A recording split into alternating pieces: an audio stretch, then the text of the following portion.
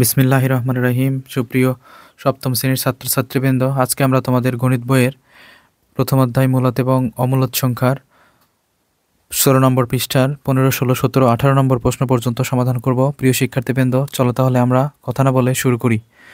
দেখো, 15 নম্বর প্রশ্নটি হচ্ছে 56,728 জন সৈন্য থেকে কমপক্ষে কতজন সৈন্য সরিয়ে রাখলে বা তাদের সাথে কমপক্ষে আর কতজন সৈন্য যোগ করলে সৈন্যদলকে বর্গাকারে সাজানো যাবে। তাহলে শিক্ষার্থী বন্ধু, এখানে কিন্তু আমাদের প্রশ্ন করছে দুইটি প্রশ্ন কি কি দেখো। একটি প্রশ্ন হচ্ছে 56,728 জন সৈন্য থেকে কমপক্ষে কতজন সৈন্য সরিয়ে রাখলে, অর্থাৎ কতজন সৈন্য বিয়োগ করলে, এবং তাদের সাথে কমপক্ষে কতজন সৈন্য যোগ করলে। তাহলে যোগ এবং বিয়োগের বর্গ করার জন্য নিয়ম কিন্তু দুই রকমের। সো প্রিয় শিক্ষার্থীবৃন্দ, চলো তাহলে আমরা খাতায় লিখি অঙ্কটি সমাধান করি। প্রিয় শিক্ষার্থীবৃন্দ, আমি দেখো অঙ্কটি তুলে নিছি এখানে 56,728। তাহলে এই সংখ্যাকে আমরা প্রথমে বর্গ নির্ণয় করব। তাহলে বর্গ নির্ণয় করার জন্য প্রিয় শিক্ষার্থীবৃন্দ, তুমি আগে তোমার ক্যালকুলেটর নিয়ে এটাকে তুমি রুট ওভার দিয়ে তুলবা। এই সংখ্যাকে 56,728 তোলার পরে সমানে চাপ দিবা। দেখো, সমানে চাপ দেওয়ার পর আমাদের আসছে কত? আমাদের কিন্তু আসছে হচ্ছে 238.176। তাহলে আমরা দশমিক সংখ্যাটা নিব না, আমরা নিব হচ্ছে 2, 3, 8। দশমিকের পূর্বে যে সংখ্যাগুলো আছে সেই সংখ্যা হচ্ছে রাব করি 2, 3, 8। এই সংখ্যাকে আমরা নেব, যেহেতু এটা পূর্ণবর্গ নয়, কারণ এই সংখ্যাটিকে কিন্তু বিয়োগ করতে বলছে এবং যোগ করতে বলছে। তাহলে এটা কোনোভাবেই পূর্ণবর্গ সংখ্যা হতে পারে না। তাহলে আমরা এরকম করে দুইটা ঘর টান দেব। টান দিলে আমাদের সর্ব বাম দিকে থাকে হচ্ছে 5। তাহলে 5-এর নিচের বর্গ সংখ্যা হচ্ছে 4, অর্থাৎ আমরা প্রথমে 2 দ্বারা দিব। তাহলে 2 এর বর্গ হচ্ছে 4। এখন আমরা বিয়োগ করব। বিয়োগ করে দেখো 1, 6, 7। এখন 2 এর ডবল নেব 4। 4-এর সাথে শিক্ষার্থী বন্ধুরা 3 গুণ করতে হবে। তাহলে এখানে 3, এখানেও 3। তাহলে 43-এর সাথে যদি 3 গুণ দেও, দেখো 43 গুণ 3, 43 সাথে 3 গুণ দিলে শিক্ষার্থী বন্ধুরা আমাদের অ্যান্সার আসে কত? দেখো 129। তাহলে আমরা 129 এখানে লিখব। আবার আমরা বিয়োগ করব শিক্ষার্থী বন্ধু। দেখো, আমরা এখন 167 থেকে 129 বিয়োগ করব। বিয়োগ করলে আমাদের হবে হচ্ছে 38, আর উপর থেকে আমরা দুইটা সংখ্যা নিচে নামিয়ে আনলাম 28। তাহলে 23-এর ডবল হচ্ছে 46। তাহলে তারপর আমরা কত দ্বারা গুণ দেবো শিক্ষার্থী বন্ধুরা? 8 দ্বারা। তাহলে আমরা এখানে 8 লিখব, এখানেও 8 লিখব। এখন হলো হচ্ছে 468। তাহলে 468কে 8 দ্বারা গুণ দেব। দেখো 468 গুণন 8, দেখো গুণ দিলে হয় 3744। তাহলে আমরা লিখব 3744। 3744 লেখার পর আমরা বিয়োগ করব শিক্ষার্থী বন্ধুরা। বিয়োগ করলে দেখো 4, আর বিয়োগ করলে হয় এখানে 8। তাহলে আমাদের ভাগশেষ কত হলো শিক্ষার্থী বন্ধুরা? 84। তাহলে এই 84 সংখ্যাটিকে যদি আমরা এখান থেকে বাদ দিই, অর্থাৎ 56,728 থেকে যদি আমরা বাদ দিই, তাহলে সংখ্যাটি কিন্তু পূর্ণবর্গ সংখ্যা হয়। অর্থাৎ বিয়োগ করার যদি তোমাকে বলা হয় বিয়োগ করলে বা কত বিয়োগ করলে বা কত সৈন্য সরিয়ে নিলে, এরকম যদি প্রশ্ন থাকে, তাহলে তুমি এই সংখ্যাটিকে লিখবা শুধু যে বিয়োগ করলে। এই সংখ্যাটি এই প্রদত্ত সংখ্যা থেকে বিয়োগ করলে বা বাদ দিলেই এটা পূর্ণবর্গ সংখ্যা হয়।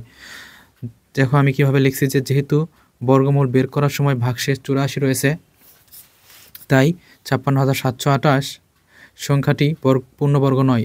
তাই এটি থেকে 84 বিয়োগ করলে সংখ্যাটি পূর্ণবর্গ হবে। এখন বলছে যে কতজন সৈন্য সরিয়ে নিলে এটাকে বর্গাকার সাজানো যাবে। তাহলে তুমি লিখবা যে সংখ্যাটি থেকে 84 জন সৈন্য সরিয়ে নিলে বা বাদ দিলে ওই সংখ্যাটিকে পূর্ণবর্গ আকারে সাজানো যাবে। এভাবে লিখলেই হবে। তাহলে আমাদের একটা অ্যান্সার বের হলো শিক্ষার্থী বন্ধুরা। এরপর আমাদের কিন্তু বলছে হচ্ছে যে কতজন সৈন্য যোগ করলে। এবার আরেকটা হচ্ছে যোগ করলে। তাহলে আমরা যদি যোগ করতে বলে, তাহলে আমাদের যে অ্যান্সারটা হয়েছে এখানে দেখো, অ্যান্সার হচ্ছে 238। এই 238 যে আমাদের অ্যান্সার হইল।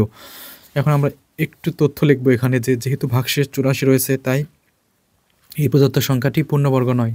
এটির সাথে কোনো একটি ক্ষুদ্রতম সংখ্যা যোগ করলে যোগফল পূর্ণবর্গ হবে। তাহলে যখন বলবে তোমাকে যোগ করতে, কত যোগ করলে বা কতজন সৈন্য অ্যাড করলে, এরকম যদি বলে, তাহলে তুমি কি করবা? এই যে আমাদের ভাগফল যেটা হবে, সেই ভাগফলের সাথে তুমি 1 যোগ দিবা। তাহলে আমাদের ভাগফল হচ্ছে 238। 238-এর সাথে যদি 1 যোগ করা হয় 239 হয় শিক্ষার্থী বন্ধুরা। দেখো 239। এখন 239 হলো। এখন এই 239-এর আমরা বর্গ বের করব। তাহলে বর্গ এরকম করে দেওয়া যায় বা এরকম করে 2টা গুণ দিলে হয়। 2টা গুণ দিলে হয় আমাদের 57,121। তাহলে এই যে 57,121 হলো, এটা কিন্তু মোট সংখ্যা আমরা যোগ করছি। যোগ করার ফলে আমাদের মোট প্রদত্ত সংখ্যা আসছে হচ্ছে 57,121। আর আমাদের প্রদত্ত সংখ্যা কত ছিল শিক্ষার্থী বন্ধুরা? ৫৬,৭২৮। তাহলে আমরা যদি এই প্রদত্ত সংখ্যা থেকে আমরা বাদ দিই, দেখো ৫৭,১২১ থেকে যদি ৫৬,৭২৮ বাদ দিই তাহলে আমাদের থাকে হচ্ছে ৩৯৩। তাহলে প্রিয় শিক্ষার্থীবৃন্দ, এই যে ৩৯৩ জন সৈন্য যোগ করলে যদি ৫৬,৭৮৮-র সাথে যোগ করা হয় তাহলে এই সংখ্যাটি কিন্তু পূর্ণবর্গ সংখ্যা হবে। এটাই হচ্ছে আমাদের ১৫ নম্বর প্রশ্নের অ্যান্সার। অতএব নির্ণায়ক ক্ষুদ্রতম সংখ্যা হচ্ছে ৩৯৩ এবং আরেকটি হচ্ছে ৮৪। দুইটাই কিন্তু আমাদের অ্যান্সার। প্রিয় শিক্ষার্থীবৃন্দ, এবার আমরা ১৬ নম্বর প্রশ্নটি করব। দেখো ১৬ নম্বর প্রশ্নটি খুবই সহজ, যে কোনো বিদ্যালয়ের ২৭০৪ জন শিক্ষার্থীকে প্রাত্যহিক সমাবেশের জন্য অর্থাৎ অ্যাসেম্বলি করার জন্য বর্গাকারে সাজানো হলো। প্রত্যেক সারিতে কতজন করে শিক্ষার্থী থাকবে?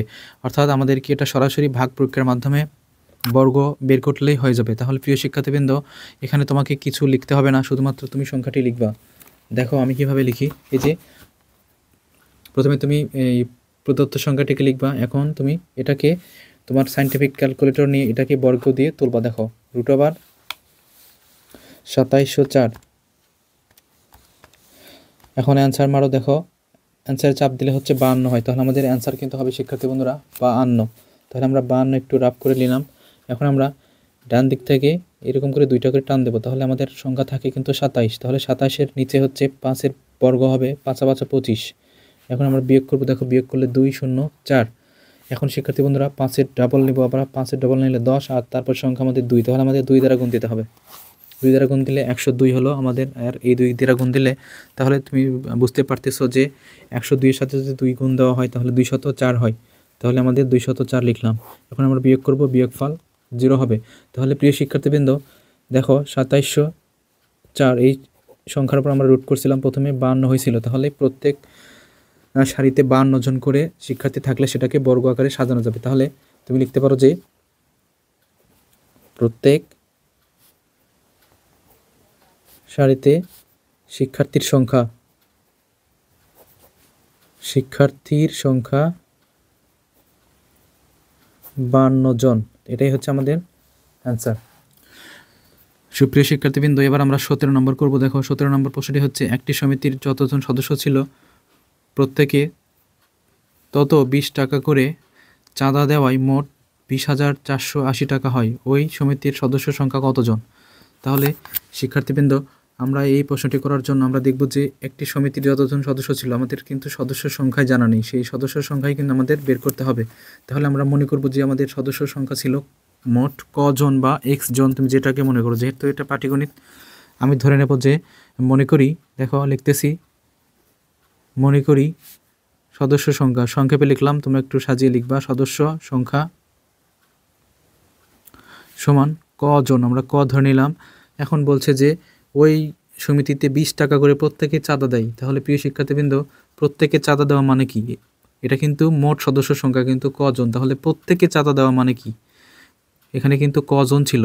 আর আমরা জানি যে চাঁদা যদি ২০ টাকা করে দেয়, এখানে যদি আমরা কর এর জায়গায় যদি মনে করি এখানে ১০০ জন ছিল, তাহলে ১০০ জনের কিন্তু ২০ টাকা করে দিতে হবে। তাহলে কিন্তু এখানে দেখো ২০০০ টাকা হয়। সেই হিসাবে সদস্য সংখ্যা আমরা ধরে নিচ্ছি কজন, তাহলে একজন করে চাঁদা দিলে এখানে চাঁদা হচ্ছে ২০ টাকা করে। তাহলে প্রিয় শিক্ষার্থীবৃন্দ, আমাদের কিন্তু চাঁদার পরিমাণ হবে ২০ ক। যেহেতু আমরা ১০০ দিয়ে বুঝলাম, যদি ছাত্র সংখ্যা বা সদস্যের সংখ্যা যদি ১০০ জন হয় তাহলে ২০ টাকা করে চাঁদা দিলে তাহলে কিন্তু আমাদের ২০০০ টাকা চাঁদা হয়। এইরকম করে তুমি করবা যে প্রত্যেকে চাঁদা দেয়, এরকম লিখতে পারো যে প্রত্যেকে ২০ টাকা করে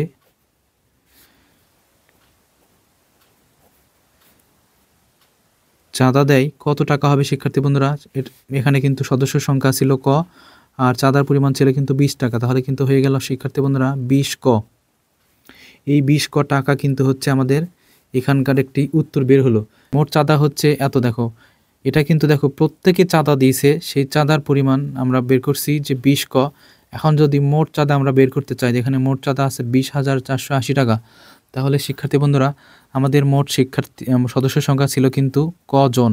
আবার ২০ টাকা করে চাঁদার পরিমাণ হয়ে গেছে শিক্ষার্থী বন্ধুরা। দেখো এখানে ২০ ক টাকা। তাহলে এই যে ২০ ক আর এই যে ক, এই দুটা যদি আমরা গুণ দেই তাহলে কিন্তু এই ২০,৪৮০ টাকার সমান হয়। তাহলে শিক্ষার্থী বন্ধুরা, আমরা কি করব দেখো, শর্ত মতে এই দুটো আমরা গুণ দিয়ে দেব। তাহলে ক ইন্টু 20 ক সমান 20,480 টাকা। এখন শিক্ষার্থী বন্ধুরা এখানে দেখো ক গুণ করলে ক স্কোয়ার হয়। শিক্ষার্থী বন্ধুরা দেখো এই পাশে রইল হচ্ছে 20,480। তাহলে আমরা যদি ক স্কোয়ার রেখে দিয়ে 20 দ্বারা এটাকে ভাগ দিই, 20,480 ভাগ 20 কেটে দিলাম। কেটে দেওয়ার পর শিক্ষার্থী বন্ধুরা আমাদের কাছে রইল কিন্তু দেখো উপরে 20,48 ডিভাইডেড 2। তাহলে 20,48 ডিভাইডেড 2 অর্থাৎ 2 দ্বারা ভাগ দিই আমরা, 20,48 ডিভাইডেড 2। দেখো 20,48 ডিভাইডেড 2 করলে কত হয় দেখো 10,024। তাহলে এই যে 10,024 হলো আমাদের। এখন আমাদের এই পাশে আছে হচ্ছে বর্গ, ডান পাশে বর্গ তুলে দিলে রুট হয়ে যায় অর্থাৎ বর্গমূল হয়ে যায়। তাহলে 20,024কে আমরা বর্গমূল করব। দেখো বর্গমূল 20,024 দেখো 32। প্রিয় শিক্ষার্থী বন্ধুরা ক সমান সমান বের হলো 32। তাহলে এটাই হচ্ছে আমাদের দেখো 32। তাহলে এটাই হচ্ছে আমাদের সমিতির সদস্য সংখ্যা 32 জন। তাহলে 32 জন সদস্য সংখ্যা সেখানে ছিল এবং তারা প্রত্যেকে চাঁদা দিয়েছে শিক্ষার্থী বন্ধুরা 20 টাকা করে। তাহলে মোট চাঁদা হয়েছে হচ্ছে 20,480 টাকা। এটাই হচ্ছে আমাদের অ্যান্সার। প্রিয় শিক্ষার্থী বন্ধু এবার আমরা 18 নম্বর প্রশ্ন করব। দেখো 18 নম্বর প্রশ্ন হচ্ছে কোনো বাগানে 1800টি গাছ আছে, গাছগুলো বর্গাকারে লাগাতে গিয়ে 36টি গাছ বেশি হয়েছে। তাহলে এটাকে বর্গাকারে সাজানোর পরেও 36টি গাছ বেঁচে গেছে। তাহলে প্রত্যেক সারিতে চারা গাছের সংখ্যা কত নির্ণয় করো। তাহলে আমরা দেখতে পাচ্ছি আমাদের গাছের সংখ্যা কিন্তু ছিল হচ্ছে 1800টি। তাহলে গাছ অবশিষ্ট আছে হচ্ছে 36টি। তাহলে আমরা যদি এখন এটাকে থেকে বিয়োগ করে দিই তাহলে আমরা কিন্তু যেটা বর্গাকারে সাজাইছি সেটা আমাদের বের হবে। তাহলে আমরা লিখতে পারি এরকম করে। প্রিয় শিক্ষার্থীবৃন্দ দেখো আমি লিখে নিয়েছি যে চারা গাছগুলো বর্গাকারে লাগানোর জন্য 36টি গাছ বেশি হয়েছে এবং তাহলে অবশিষ্ট গাছ রয়েছে তাহলে আমাদের 1800 বিয়োগ 36। তাহলে আমাদের গাছ রয়েছে কিন্তু 1764টি গাছ। এটা হচ্ছে আমরা বিয়োগ ফল, আমাদের যে বিয়োগ করছি আমরা সেইটা। এখন আমরা এই সংখ্যাটিকে বর্গ করব। দেখো তাহলে 1768 এটাকে বর্গ করার জন্য দেখো এবার ক্যালকুলেটর ছাড়াই আমরা করব। তাহলে এই যে 17 নিচের বর্গ সংখ্যা 4 4 4 16। তাহলে আমরা 16 দিলাম, 17 থেকে 16 বিয়োগ করলে 1, 4 ডবল করলাম 8। এখন শিক্ষার্থী বন্ধুরা উপর থেকে দুইটি সংখ্যা নিচে নামিয়ে আনলাম। এখন আমরা 8-এর সাথে যদি দেখো 1 দ্বারা গুণ দিই তাহলে 81কে 81, তাহলে হচ্ছে না, কম হয়ে যাচ্ছে। তাহলে 2 দ্বারা গুণ দেবো। তাহলে দেখো 82কে 2 দ্বারা গুণ দিলে শিক্ষার্থী বন্ধুরা 2 দুগুণ 4, 8 দুগুণ 16, 164টি হয়। তাহলে এই যে 164টি আমাদের মিলে গেছে। তাহলে প্রিয় শিক্ষার্থী বন্ধুরা এই যে দেখো আমাদের 42টি গাছ আছে। তাহলে 1764 এটা আসলে হচ্ছে এরপর রুট দিলে হচ্ছে 42 হয়, কারণ আমরা একটু আগেই তো দেখলাম। প্রিয় শিক্ষার্থীবৃন্দ এটাই হচ্ছে আমাদের চারা গাছের সংখ্যা। ধন্যবাদ সবাইকে।